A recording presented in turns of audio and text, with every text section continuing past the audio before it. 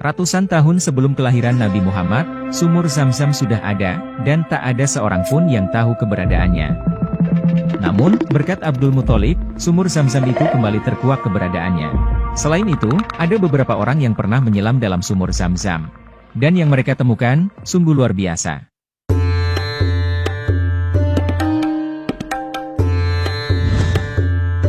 Abdul Muthalib. Dikutip dari buku sejarah Ka'bah karya Ali Husni Al-Harbutli, sejumlah sejarawan berbeda pendapat mengenai hilangnya sumur Zam-Zam.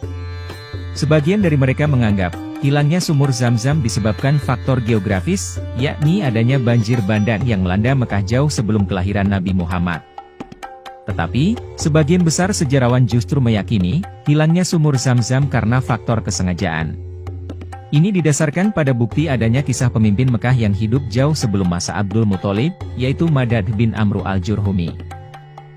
Kala itu, dia terlibat peperangan dengan musuhnya, dan kalah. Karena kekalahan itu, dia menyadari akan diusir dari Mekah. Untuk mengantisipasi hal itu, maka Madad memutuskan untuk menutup sumur Zam-Zam.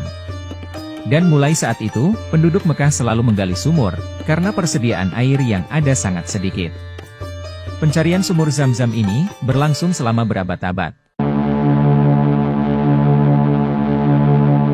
Abdul Muthalib mempunyai tanggung jawab besar setelah pamannya dalam urusan Ka'bah seperti Sikayah dan Rifadah, yaitu memberi minum para jamaah haji yang diambil dari sumur-sumur di luar Mekah.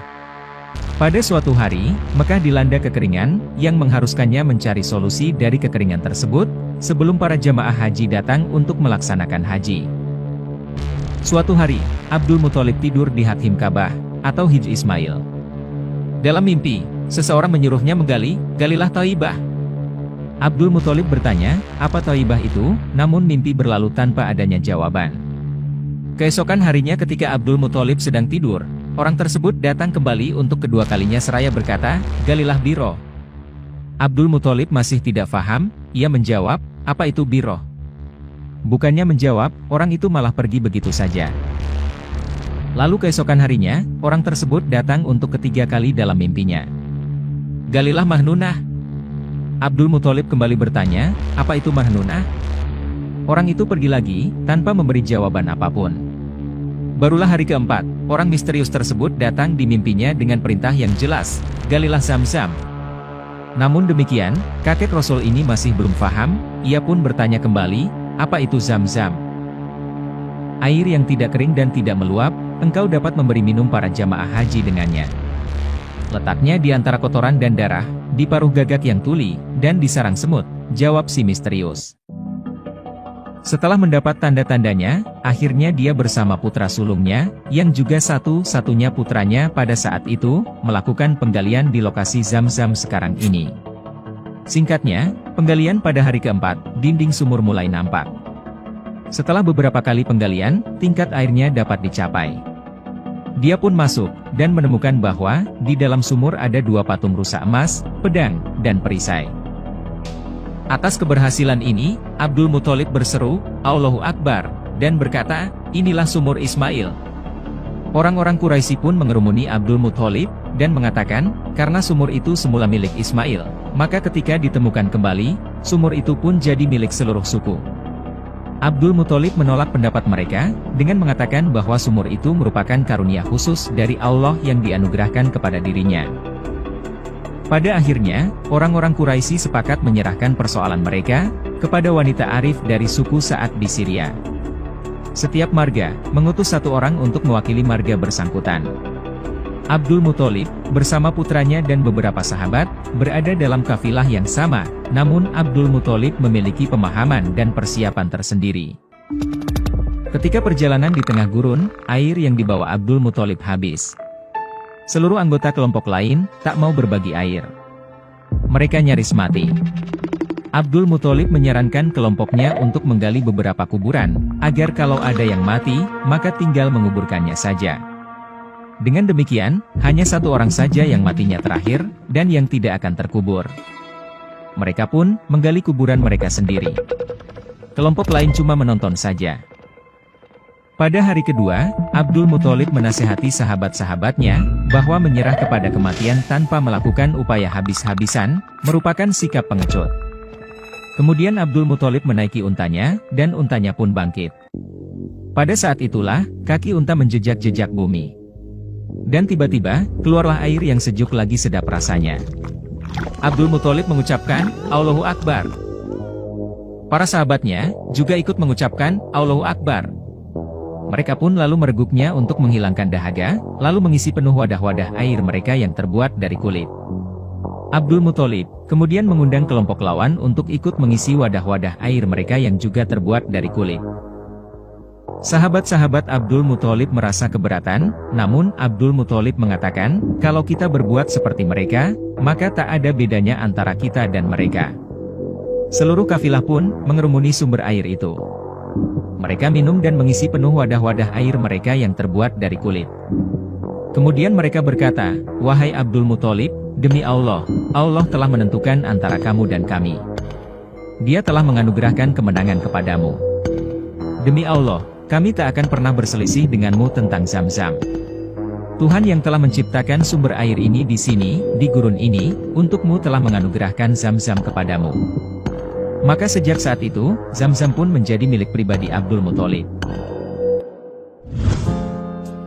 Tariq Hussein. Tariq Hussein merupakan seorang insinyur desalting, atau insinyur kimia untuk memproduksi air minum dari air laut di Riyadh, dan sempat meneliti air Zam-Zam. Dalam laporan hasil penelitian kualitas air Zam-Zam, ia mengisahkan pernah melakukan penelitian pada tahun 1971. Ini bermula ketika setelah seorang dokter menulis kepada European Press, sebuah surat yang mengatakan bahwa air Zam-Zam tidak layak untuk diminum. Dia langsung berpikir, bahwa ini hanyalah bentuk prasangka buruk terhadap umat Islam. Dan karena pernyataannya didasarkan pada asumsi, bahwa karena Ka'bah adalah tempat yang dangkal di bawah permukaan laut, serta terletak di pusat kota Mekah, air limbah kota yang terkumpul melalui saluran air jatuh ke dalam sumur yang menahan air. Berita itu, sampai ke telinga Raja Faisal yang menjadi sangat marah, dan memutuskan untuk membantah pernyataan provokatif dokter tersebut. Dia segera memerintahkan Kementerian Pertanian dan Sumber Daya Air untuk menyelidiki, dan mengirim sampel air Zam-Zam ke laboratorium Eropa untuk menguji kemampuan air minum, dan Tariq pun terpilih untuk melaksanakan tugas ini. Pada tahap ini, Tariq tidak tahu seperti apa sumur yang menampung air itu.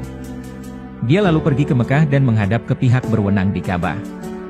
Ketika tim mereka sampai di sumur, sulit baginya untuk percaya, bahwa genangan air lebih mirip kolam kecil sekitar 6 kali 4,5 meter. Ia kaget, karena sumur inilah yang menyuplai jutaan galon air setiap tahun untuk haji, dan jutaan galon untuk pengunjung sejak muncul pada masa Nabi Ibrahim berabad-abad yang lalu. Pimpinan Tariq memberikan komentar yang sangat tidak rasional, bahwa sumur Zam-Zam itu berhubungan secara internal ke Laut Merah. Padahal, Mekah berjarak sekitar 75 km dari Laut Merah. Namun, hasil sampel air yang diuji oleh laboratorium Eropa dan yang dianalisis di laboratorium, ternyata hampir identik. Perbedaan antara air Zam-Zam dengan air dalam kota lainnya, terletak pada jumlah garam kalsium dan magnesium. Kandungannya sedikit lebih tinggi pada air Zam-Zam. Ini mungkin alasan, mengapa air ini menyegarkan para haji yang lelah. Tetapi yang lebih penting, air ini mengandung fluorida, yang memiliki aksi pembasmi kuman yang efektif. Apalagi, pernyataan dari laboratorium Eropa menunjukkan, bahwa air itu layak untuk diminum. Oleh karena itu pernyataan dokter tersebut terbukti tidak benar. Ketika ini dilaporkan kepada Raja Faisal, dia sangat senang dan memerintahkan kontradiksi laporan tersebut di European Press. Hikmahnya, semakin banyak Anda menjelajah, semakin banyak keajaiban yang muncul, dan Anda menemukan diri Anda secara implisit percaya pada keajaiban air yang Tuhan berikan, sebagai hadiah bagi umat beriman yang datang dari jauh dan luas ke tanah gurun untuk berziarah. Inilah hasil penelitian Tariq, yang merangkum beberapa fitur air Zam-Zam. Pertama, sumur ini tidak pernah mengering, walaupun kebutuhan air selalu terpenuhi. Kedua, selalu mempertahankan komposisi garam dan rasa yang sama sejak pertama kali ada.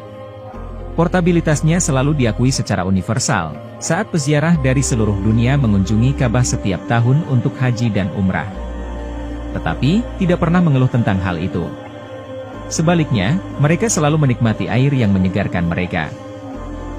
Ketiga, air terasa berbeda di tempat yang berbeda, karena daya tarik air Zam-Zam selalu universal. Keempat, air ini tidak pernah diolah secara kimiawi atau diklorinasi, seperti halnya dengan air yang dipompa ke kota-kota. Pertumbuhan biologis dan vegetasi biasanya terjadi di sebagian besar sumur. Hal ini membuat air menjadi tidak enak, karena pertumbuhan alga menyebabkan masalah rasa dan bau. Tetapi, dalam kasus sumur air Zam-Zam, tidak ada tanda-tanda pertumbuhan biologis. Sultan Maulana Mansyuruddin. Ada cerita lagi dari orang Banten, mengenai sumur Zam-Zam dan kaitannya dengan Batu Huran. Lokasi Batu Huran ini, berada di Pandeglang. Ini adalah sebuah batu yang dipercaya oleh masyarakat setempat, bahwa siapa saja yang melakukan tawaf atau berkeliling sebanyak 7 kali putaran di batu tersebut, maka segala permintaannya akan dikabulkan oleh Allah. Ceritanya, sekitar tahun 1651, Sultan Agung Abdul Fattah berhenti dari Kesultanan Banten, dan pemerintahan diserahkan kepada putranya, yaitu Sultan Maulana Mansyuruddin. Beliau pun diangkat menjadi Sultan ke-7 Banten. Kira-kira selama 2 tahun menjabat menjadi Sultan Banten, kemudian beliau berangkat ke Baghdad, Irak untuk mendirikan negara Banten di tanah Irak, sehingga kesultanan untuk sementara diserahkan kepada putranya Pangeran Adipati Ishak atau Sultan Abdul Fadli.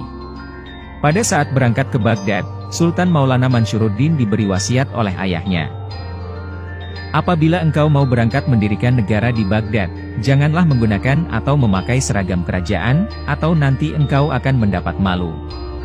Dan kalau mau berangkat ke Baghdad, harus langsung ke Baghdad, kecuali engkau mampir ke Mekah. Dan sesudah itu, langsung kembali ke Banten. Setibanya di Baghdad, ternyata Sultan Maulana Mansyuruddin tidak sanggup untuk mendirikan negara Banten di Baghdad sehingga beliau mendapat malu. Saat akan pulang ke Banten, beliau pergi ke Mekah. Beliau berdoa meminta petunjuk kepada Allah, untuk dapat pulang ke Banten. Akhirnya beliau mendapatkan petunjuk. Dan dengan izin Allah, beliau menyelam di sumur Zam-Zam. Secara mengejutkan, beliau kemudian muncul pada sebuah kubangan air di daerah Pandeglang, Banten. Setelah itu, dari bekas lubang tempat menyelamnya Syaikh Mansyuruddin, keluarlah air terus-menerus tak kunjung berhenti. Masyarakat sekitar percaya bahwa air tersebut adalah air dari sumur Zam-Zam. Karena takut jamaah haji kekurangan air karena sumur Zam-Zam bocor ke Banten, maka diambilkan Al-Quran untuk menutup lubang tersebut.